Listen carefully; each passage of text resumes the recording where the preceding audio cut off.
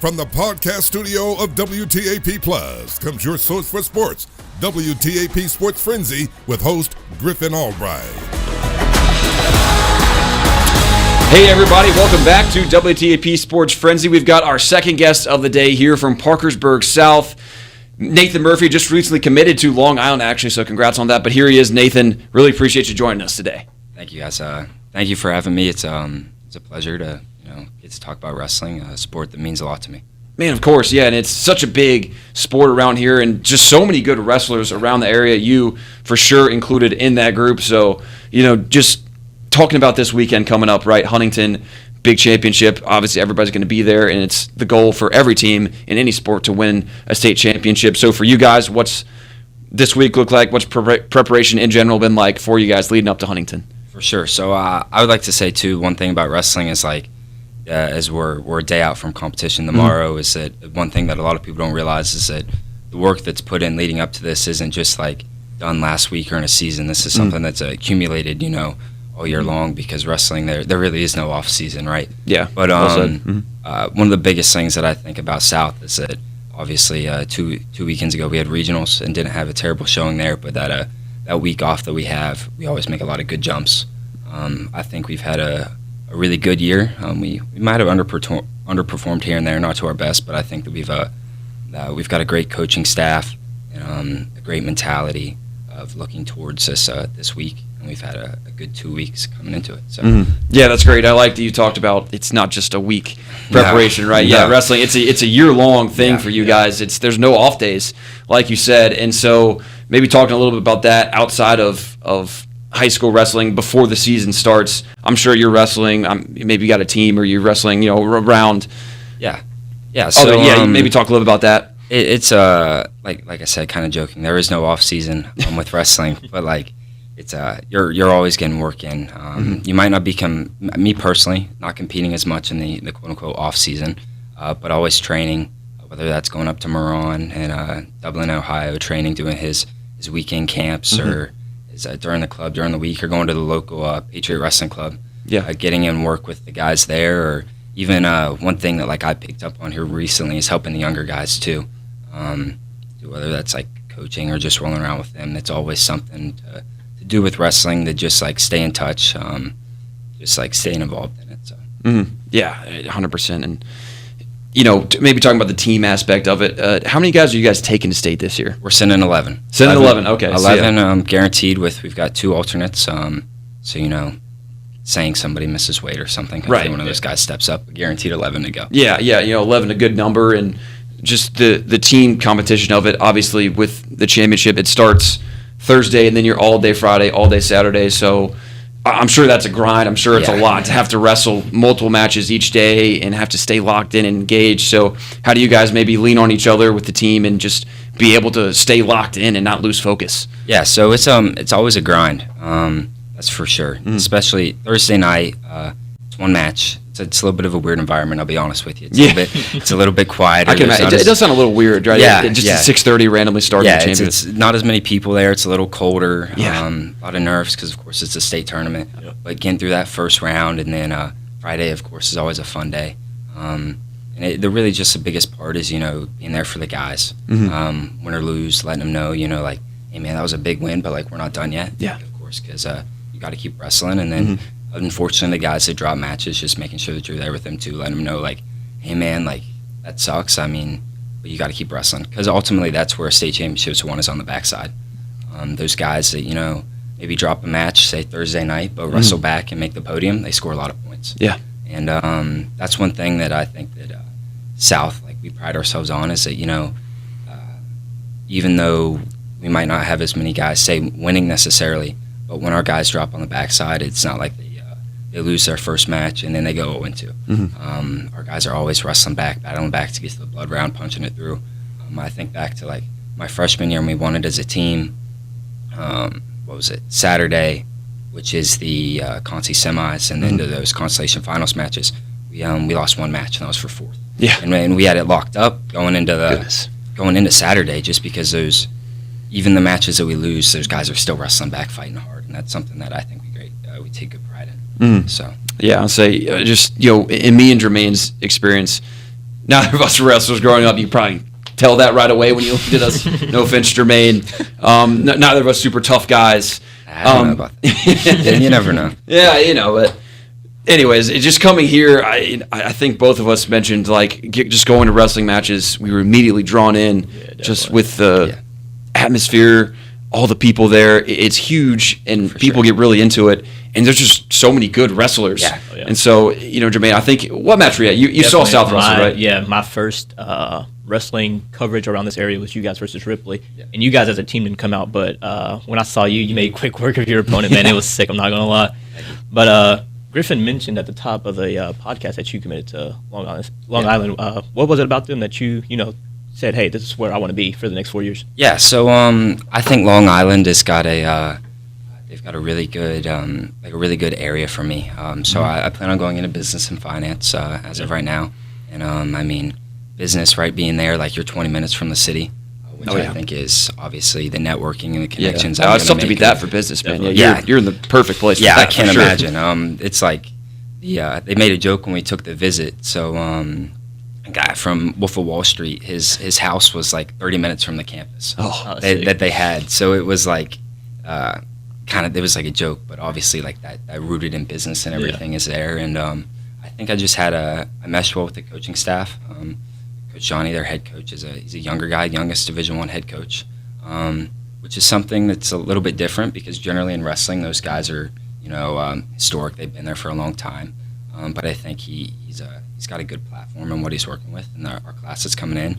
And then two, I got to sit down and talk with Braden Roberts, who's formerly wrestled for South 2, and he's there now. And I talked to him a lot about the area and what he likes and things that are going on there. And I just think it's a place that I'll not only be able to grow wrestling and better myself there, but also better myself opportunity-wise. Yeah. There's just so much there.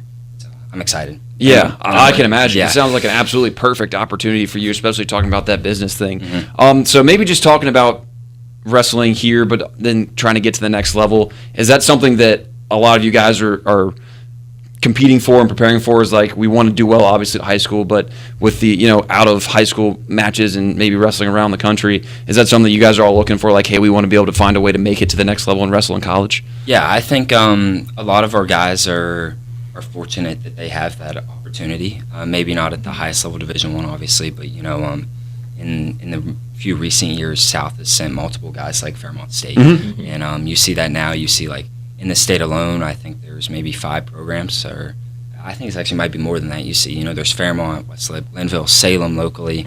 There's another South alumni on their coaching staff, Gavin Kiocho, and there's a lot of those opportunities.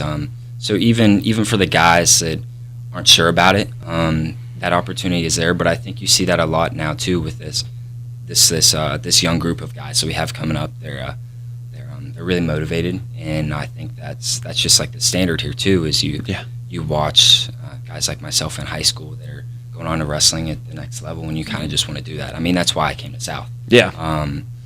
You come here because like it's a very historic program, and it's sending guys to the next level.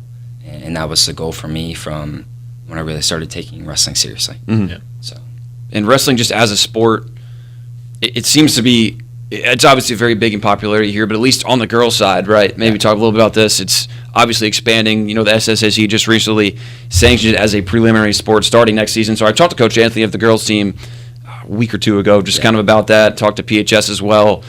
Maybe for you guys, just with the girls' side, how cool is that to see that the girls' team is also kind of starting to get some recognition and maybe move in the right direction in terms of that becoming a good sport? Because South has some good wrestlers on the girls' side as well, right? Yeah, it's definitely something that a lot of people, I think, have a lot of respect for now in recent time. So Justice Anthony, Dustin's daughter, who's looking for her fourth state title this Saturday.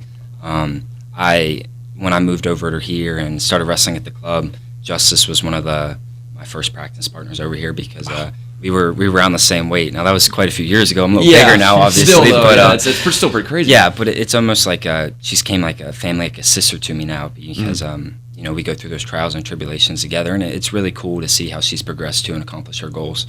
And a shout out to Justice too. I think she deserves a lot of credit and. In this area especially because she's been a great role model for a lot of the local girls to look up to. And I think like it is the fastest growing sport. Yeah. And it's every day, you see more and more girls coming out, and that's what it should be. I mean, with the times now, I think that it should be sanctioned already, but that's my personal opinion. Hopefully that gets done sooner rather than later. They deserve it. But it's really cool to see more and more girls becoming like okay with coming out and wrestling, and that it's not just something that they're afraid to do.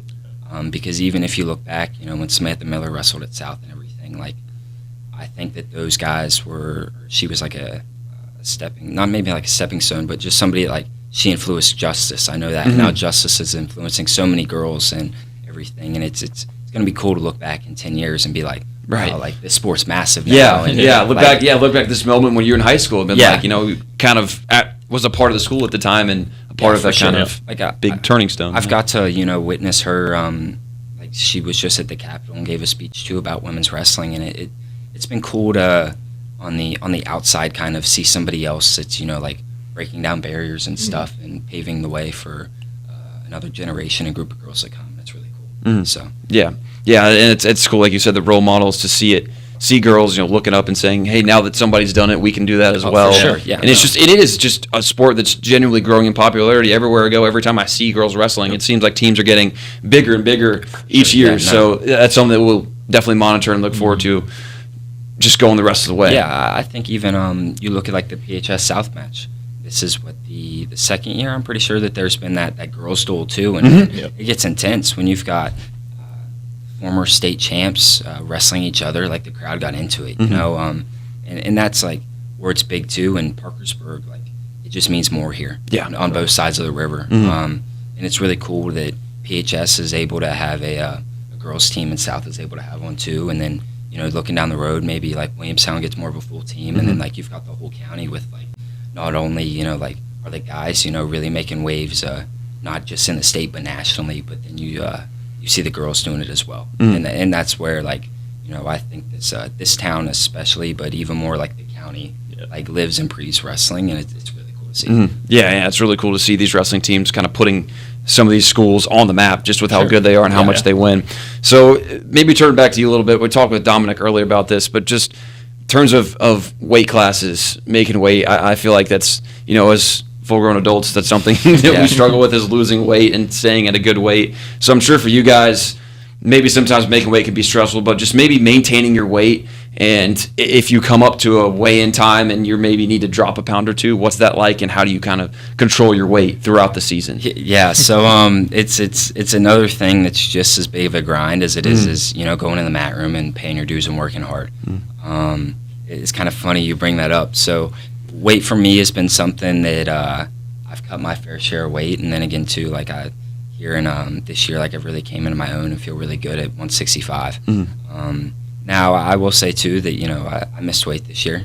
Very unfortunate. I felt like let it get away from me a little bit. And then it's also, it's affected my performance as well. If you're not doing it the right way and you're not taking your diet strictly and, you're not having that self-control, while it might not catch up to you like your first match or right away, it's one of those things that adds up.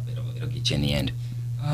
And one thing that, like, I've been really good about talking about this week leading up for the state tournament is my weight's been good.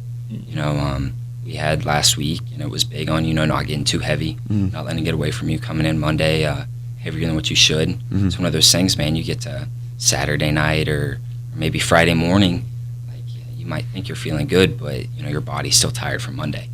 And it's definitely something that, you got to take care of. Because it is. I mean, it's a part of our sport. Weight cutting's a thing. It's something that a lot of people think is crazy, but, it's the truth. I mean, if everyone wrestled what they weighed, maybe it'd be great. Like, that's just not how it works, right? That's not the reality, But it's something that's it's grueling, but, I think back, when you're a little hungry or a little thirsty at night, you have to, like, accept that. You got to be a little crazy almost. Like, go to bed hungry or a little thirsty, knowing that, like, man, I'm doing this for something bigger. Like, I'm trying to win a state title. And that just matters more.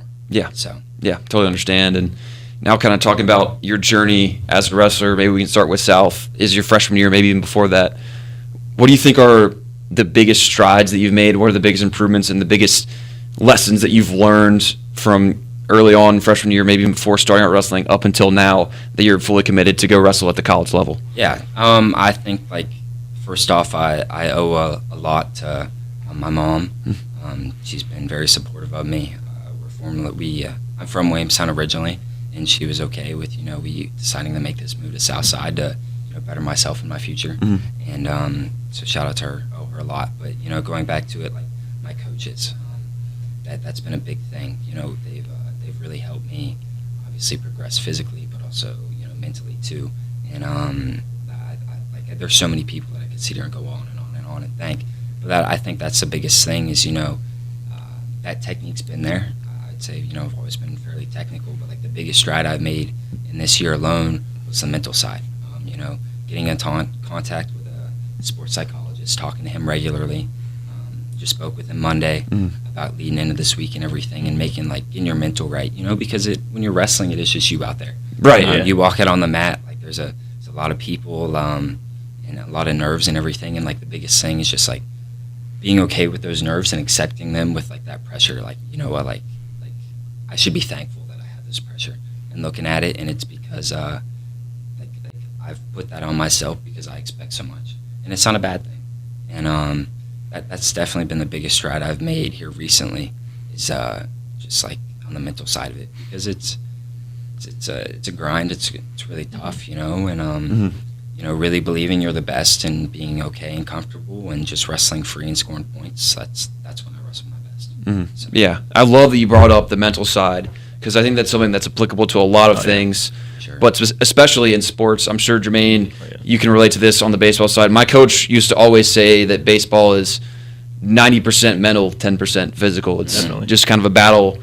He also always say that your biggest enemy is yourself. It's you versus yourself out there a lot of times, and that's maybe the truest thing you can say about wrestling, because it is really just you versus the other guy out there. So we can maybe have you expand on that a little bit. What's that like, just being out there on the mat all by yourself and having to know that you've got to be able to overcome this guy because you've got nobody else around you? Yeah. So it's one of those things where you kind of have to be like, you've got to have that killer mindset. I think that's one of the biggest things that like I try to remember is first off, like knowing that like I've prepared for this. My coaches have prepared me. I've done the extra work, knowing that I've done the early morning runs. I've done the 2-a-days.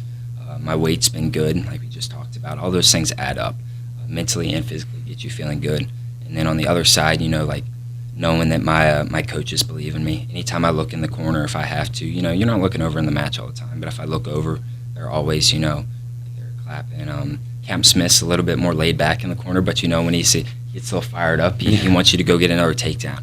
And I know that like if he's getting fired up, it's because he has a confidence in me and he knows that I can get it. And that's something that helps me a lot too. And then on the other side of it too, like I said, like that killer mindset, you got to remember like that guy you're wrestling's coming for everything that you've worked for too, and on other ends too. And it's like so harsh, but like that guy's coming to take everything like I've worked for. He's coming for everything that my mom's put into me to succeed, and it's like I'm gonna do everything in my power to make sure it doesn't happen.